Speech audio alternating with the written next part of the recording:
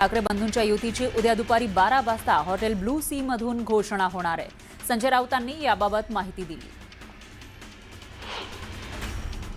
ठाकरे बंधू मुंबई, ठाणे, पुणे, नाशिक, नवी मुंबई, कल्याण, डोंबिवली आणि मीरा भाईंदरमध्ये एकत्र लढणार आहेत.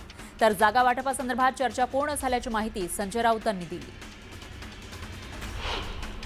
मामूंची टोळी एकत्र आली तरी महापालिकेमध्ये काहीही परिणाम होणार नाही असं अमित साटम म्हणाले. ठाकरे बंधूंच्या युतीवरून त्यांनी जोरदार टीका केली. मुंबई महापालिकेसाठी भाजप शिवसेना जागा वाटप अंतिम टप्प्यात आलं आहे. आतापर्यंत जवळपास 180 जागांवर एकमत झाल्याची माहिती आहे. तर 2017 साली सेनेनं जिंकलेल्या जागांवर भाजपचा दावा कायम असल्याची माहिती सूत्रांनी दिली आहे. अजित पवार 26 तारखेला दोन्ही राष्ट्रवादीच्या अधिकृत युतीची घोषणा करणार आहेत. अजित पवारांनी स्वतः कार्यकर्त्यांना ही माहिती दिली. पुण्यात काकांसोबत युती झाल्यास अजितदादांना महायुतीमध्ये राहण्याचा अधिकार नाही अशी टीका संजय राऊतांनी केली. तर मुंबईत काँग्रेससोबतच्या चर्चांना पूर्णविराम लागल्याची माहितीही त्यांनी दिली. प्रशांत जगताप सुप्रिया सुळेंच्या भेटीसाठी मुंबईत दाखल झाले. पुण्यात 2 एनसीपी एकत्र येणार असल्यानं जगतापांनी राजीनामा दिल्याची चर्चा आहे. तर सुळेंची भेट घेतल्यानंतर जगताप निर्णय जाहीर करणार असल्याची माहिती आहे. प्रत्येक पक्षाला स्वतंत्र भूमिका घेण्याचा अधिकार असल्याचं खासदार अरविंद सावंत म्हणाले.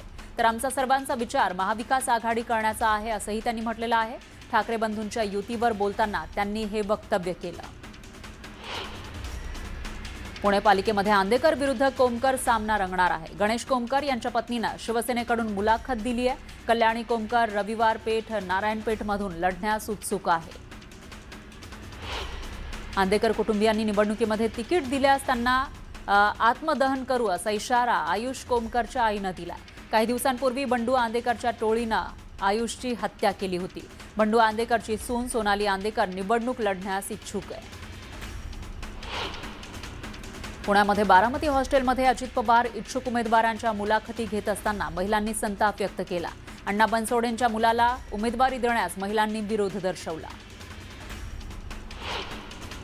भोकर, मुदखेड, अर्धापूर या सगळ्यांचा बाप अशोक चव्हाण असल्याचं वक्तव्य श्रीजया चव्हाण यांनी केलंय. आमदार श्रीजया चव्हाण यांच्या वक्तव्याचा व्हिडिओ जोरदार व्हायरल झालाय.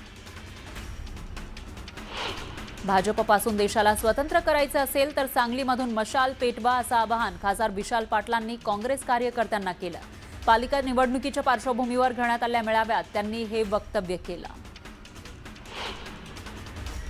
मुख्यमंत्री फडणवीस जल्लाद असल्याचं वक्तव्य काँग्रेसचे प्रदेशाध्यक्ष हर्षवर्धन सपकाळ यांनी केलं. तर जल्लाद कोणालाही फाशीची शिक्षा द्यायचं काम करतो असं म्हणत त्यांनी टीका केली. ऐन निवडणुकांच्या काळामध्ये काँग्रेसला नाशिकमध्ये मोठा धक्का बसला. काँग्रेस पक्षाचे प्रदेश सचिव आणि माजी नगरसेवक राहुल दिवे यांनी राजीनामा दिला. कार्यकर्त्यांशी चर्चा करून पुढील निर्णय घेणार असल्याचं ते म्हणाले. अहिल्यानगर महानगरपालिका निवडणुकीचा बिगुल अखेर वाजलेला आहे. आजपासून उमेदवारी अर्ज भरण्याची प्रक्रिया सुरू झाली आहे. तर शहरातील राजकीय वातावरण तापू लागलेलं आहे.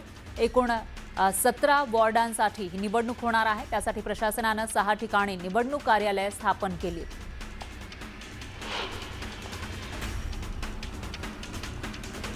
अमरावतीमधील पहिल्याच दिवशी 100 उमेदवारांनी अर्जांची उचल केली. अमरावतीमध्ये 22 प्रभागांमधून 87 नगरसेवकांची निवड होणार आहे. तर उमेदवारी अर्ज दाखल आणि भरण्यास सुरुवात झालेली आहे.